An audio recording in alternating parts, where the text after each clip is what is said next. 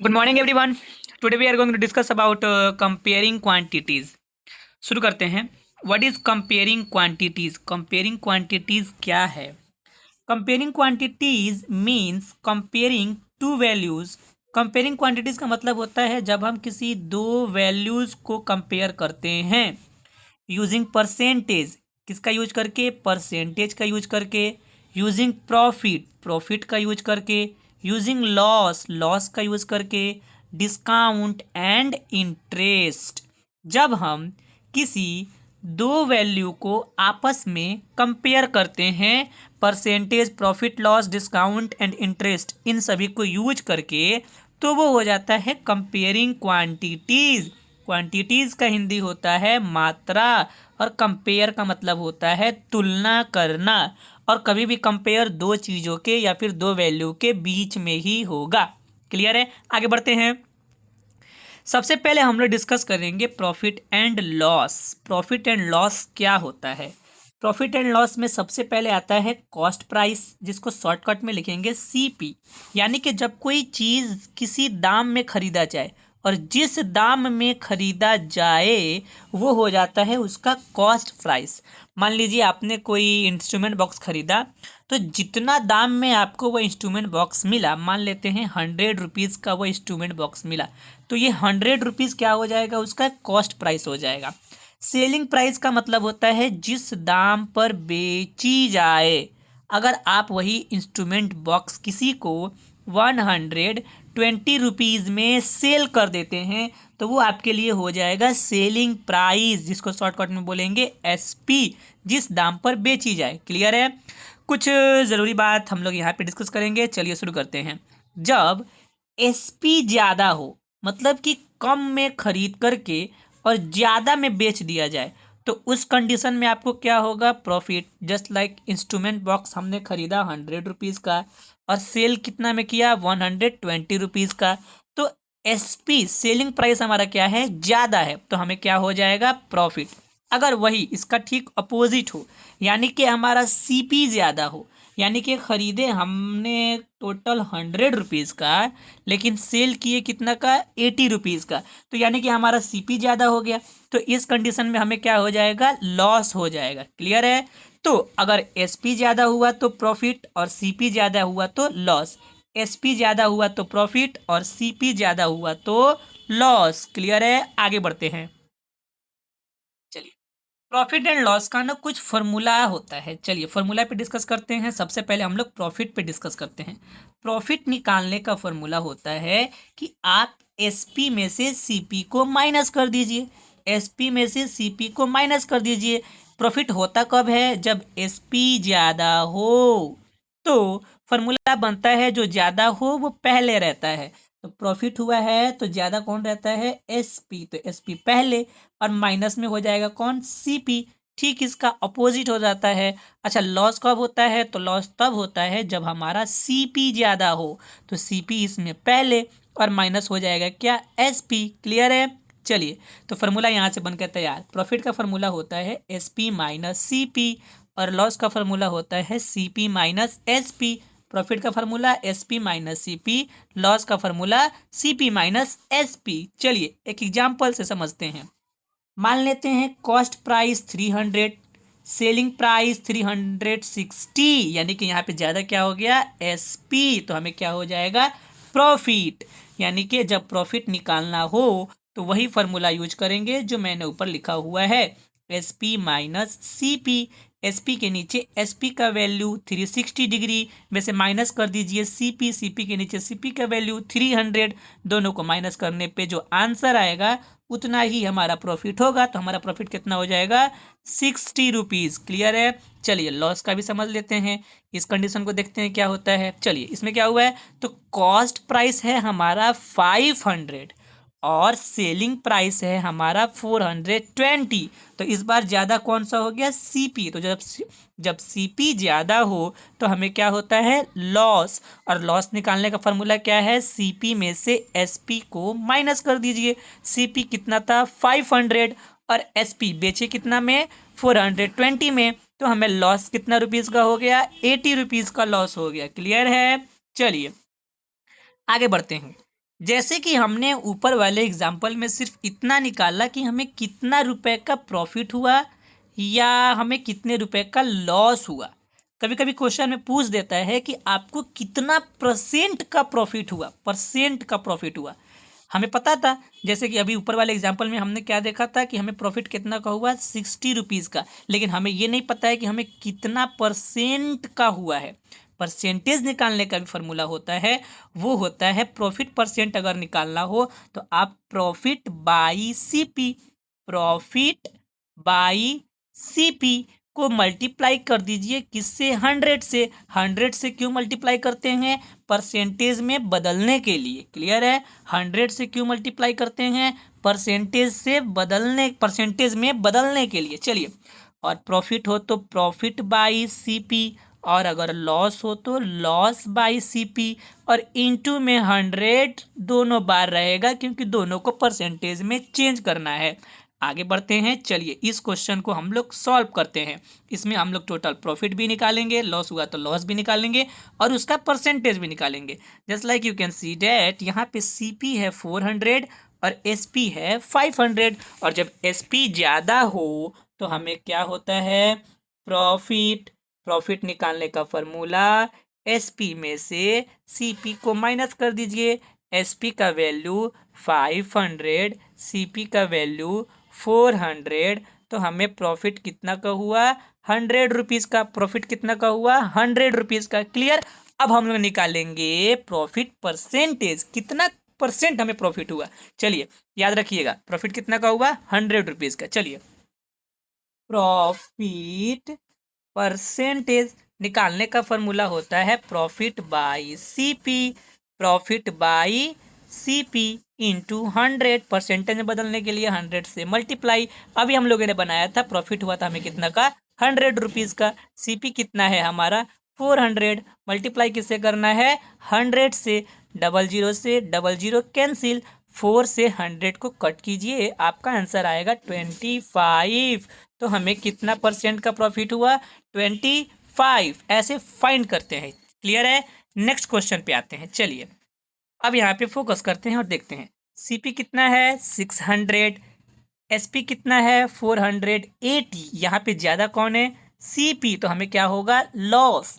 Loss निकालने का formula क्या होता है, तो सीपी में से एसपी को माइनस करते हैं। सीपी कितना था 600, एसपी कितना था 480। दोनों को माइनस अगर करते हैं तो हमारा आंसर हो जाएगा 120 रुपीज़ का। हमें क्या हो गया, लॉस हो गया। अब हम लोग फाइंड करेंगे कितना परसेंट का लॉस हुआ। चलिए, लॉस परसेंट का फॉर्मूला सेम होता है, लॉस बाई सीपी। प्रॉफिट हुआ तो प्रॉफिट बाई सीपी, मल्टीप्लाई करना है दोनों को किससे, 100 से। किस लिए, परसेंटेज में बदलने के लिए। लॉस कितना का हुआ था, 120 का। सीपी कितना है 600, मल्टीप्लाई किससे कीजिएगा, 100 से। क्यों, परसेंटेज में बदलने के लिए। चलिए, डबल जीरो से डबल जीरो, 6 से 120 में डिवाइड कीजिए, आपका आंसर आएगा 20। तो आपका परसेंटेज हुआ कितना, 20। कितना परसेंट का लॉस हुआ, 20% का। क्लियर है। ऐसे हम लोग प्रॉफिट एंड लॉस फाइंड करते हैं, profit percent, loss percentage find करते हैं। चलिए आगे बढ़ते हैं। अब बारी है डिस्काउंट को समझने का। डिस्काउंट क्या है, discount means a reduction. Reduction कहने का मतलब है कट। जैसे कि हम लोग अपने भाषा में बोलते हैं छूट, यानी कि हमें 100 रुपये पे 20 रुपये का छूट मिला, उसे डिस्काउंट बोलते हैं। डिस्काउंट मीन्स अ रिडक्शन या कट बोल सकते हैं in the marked price. Marked price कहने का मतलब कि जितना उस सामान पे प्राइस का मार्क्स, प्राइस जो है मार्क्ड किया गया हो। क्लियर है। ऑफ एन आइटम, किसी भी चीज़ का। यानी डिस्काउंट का मतलब हुआ कि किसी भी आइटम पे जो मार्क्ड प्राइस्ड है उसमें हमें कुछ छूट मिलता है, उसे ही बोलते हैं डिस्काउंट। क्लियर है, रिपीट कर देते हैं। जब किसी भी आइटम पे जितना उसका प्राइस जो है मार्क्ड किया गया है, उस पे जितना हमको कट मिलता है या छूट मिलता है, वो कहलाता है डिस्काउंट। क्लियर है।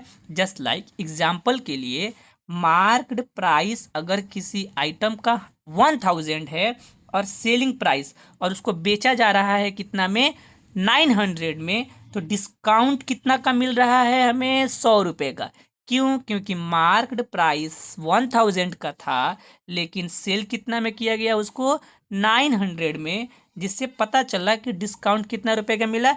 100 रुपये का। क्लियर है? चलिए आगे बढ़ते हैं। अब हम लोग इसमें कुछ फाइंड करते हैं खुद से। मार्क्ड प्राइस कितना है? 800। सेलिंग प्राइस कितना है? 720। तो अगर हम आपसे पूछे कि डिस्काउंट कितना होगा, तो आप क्या कीजिएगा? 800 में से 720 को माइनस कर दीजिएगा, आपका आंसर आ जाएगा। कितना रुपए का डिस्काउंट मिला आपको? हर 80 रुपीज़ का। कितना रुपए का? 80 रुपीज़ का।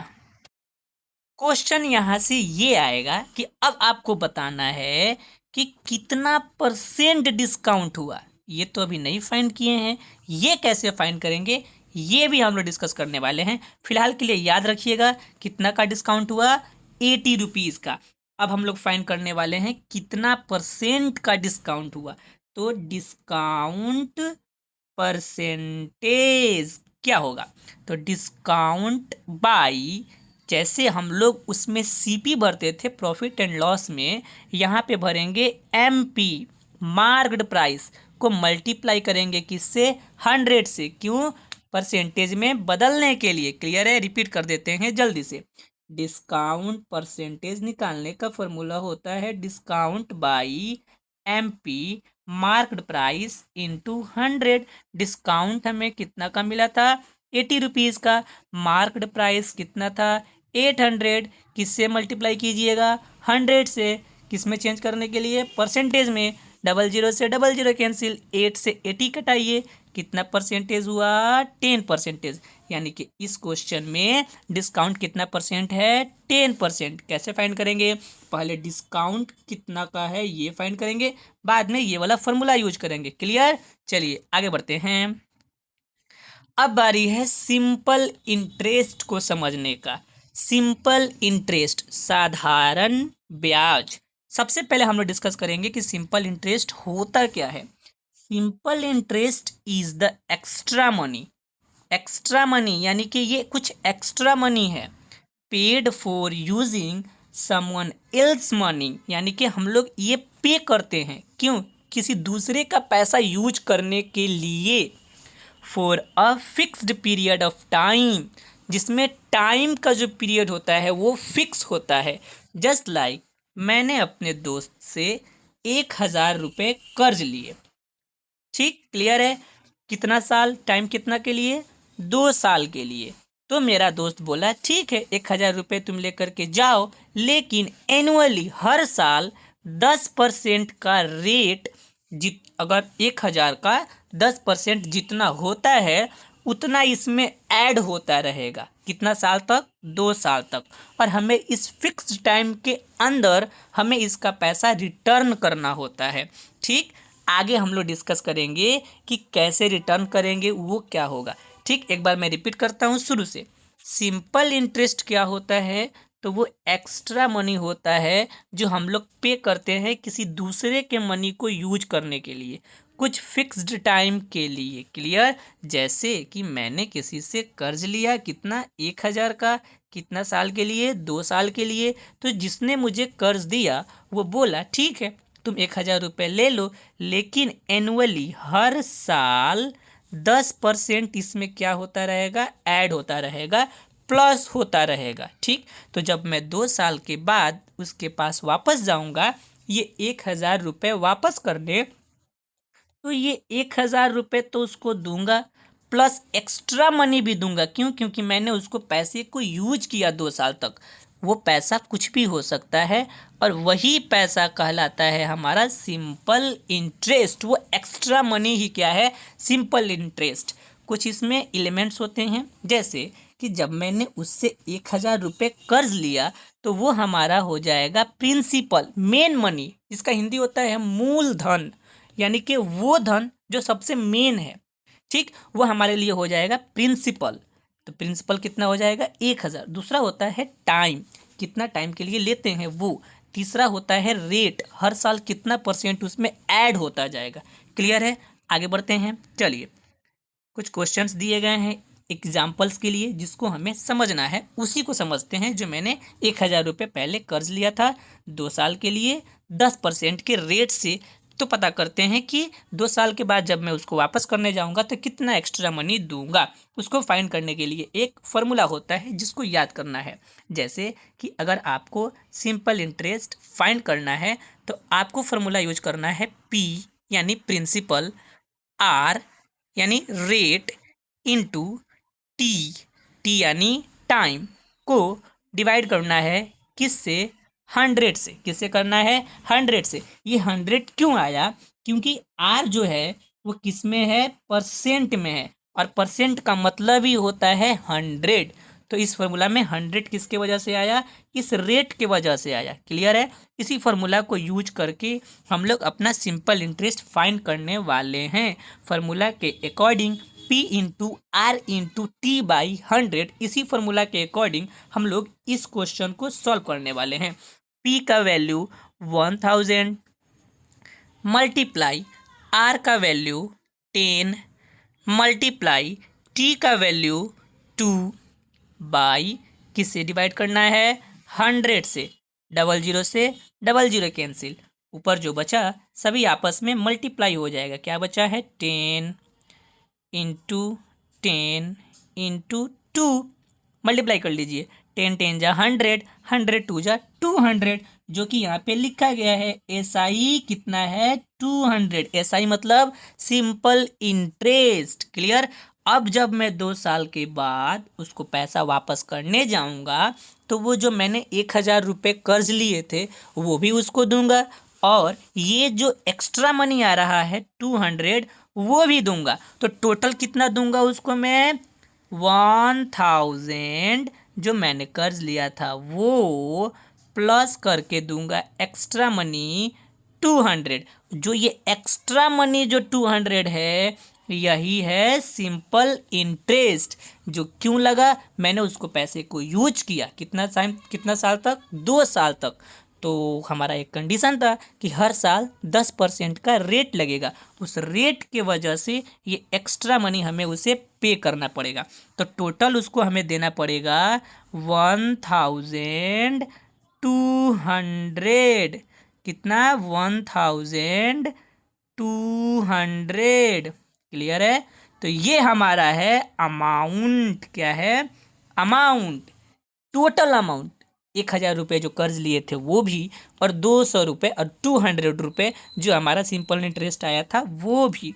तो ये भी एक फार्मूला होता है सिंपल इंटरेस्ट में अमाउंट फाइंड करने का, कि आप क्या कीजिए, P यानी कि जितना आपका प्रिंसिपल है वो उसमें प्लस कर दीजिए SI जितना आपका सिंपल इंटरेस्ट आया है वो। अब बताइए प्रिंसिपल हमारा कितना था, 1000, और हमारा सिंपल इंटरेस्ट कितना आया था, 200। दोनों को आपस में मिलाने पे बनता है 1200, जो क्या है, अमाउंट है, नीचे लिखा गया है। अमाउंट निकालने का फॉर्मूला P प्लस SI।